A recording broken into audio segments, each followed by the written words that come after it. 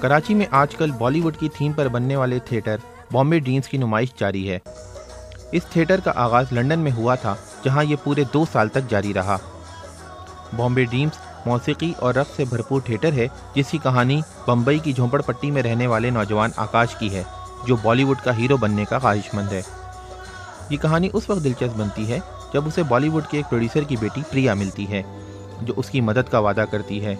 आगे चलकर दोनों में मुख्तलिफ समाजी हैसियत से ताल्लुक़ रखने के बावजूद प्यार हो जाता है। इस ड्रामे की हीरोइन महविश हयात ने बताया कि ये एक मुकम्मल बॉलीवुड मसाला है। बॉम्बे ड्रीम्स में ऐसा कोई मज़हब या कोई इस तरह की चीज़ नहीं है। इसमें बॉलीवुड दिखाया है, इसमें मुंबई के स्लम्स दिखाए हैं, कच्ची बस्तियां दिखाई हैं, और किस तरह उसमें एक लव स्टोरी बिल्ड होती है, किस तरह उसमें एक लड़का है जो हीरो बनना चाहता है और एक लड़की है जो कि बहुत फेमस प्रोड्यूसर की बेटी है, किस तरह उनका आपस में मिलते हैं, मोहब्बत हो जाती है, किस तरह विलन आता है। तो it's more like Shahrukh Khan movie on theatre. इस थिएटर में वो सब कुछ है जो किसी भी बॉलीवुड की फिल्म में होता है।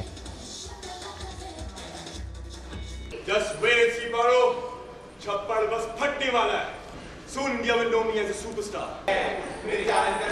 इस ड्रामे में रंग आकाश के 3 दोस्त भरते हैं, जिनका ताल्लुक तीसरी जिन्स से होता है।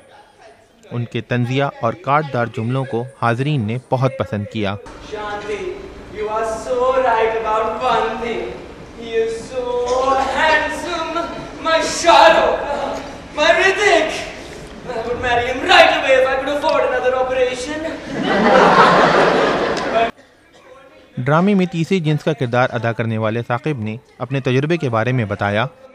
अगर हकीकत में और संजीदगी से देखा जाए तो ऐसा करेक्टर करने के बाद पता चलता है कि जो इस टाइप के लोग हैं उनके साथ कितना गलत हम समझते हैं, कितना बुरा समझते हैं। तो ये करेक्टर करने से एक तो उनके साथ सिंपैथी और एम्पैथी आती है कि हम रोड पे आते आते उनको किस निगाह से देखते हैं, जबकि उनका कोई कसूर नहीं होता।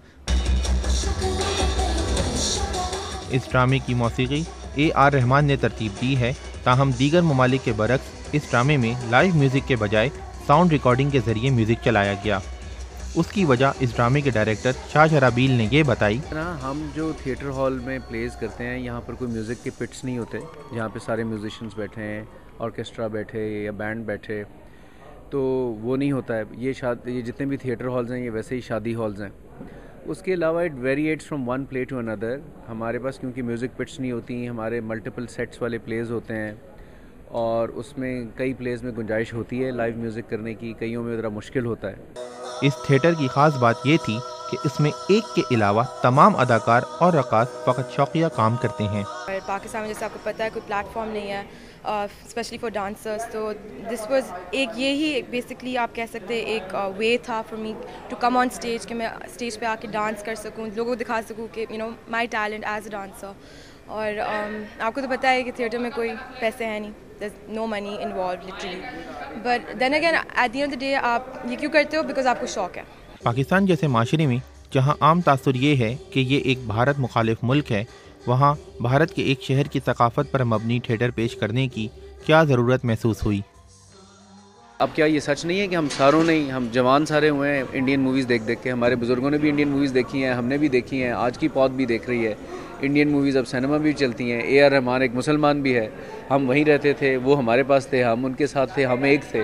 तो थिएटर का और आर्ट एंड कल्चर का इन सरहदों से और इन पॉलिटिक्स के साथ और इस तरह की जो नैरो माइंडेड थिंकिंग है, इसके साथ कोई ताल्लुक़ नहीं है इन चीज़ों का। कराची में इस तरह की सकाफती सरगर्मियों का होना यकीनन खुश आइंद है। हसन काज़मी, BBC, कराची।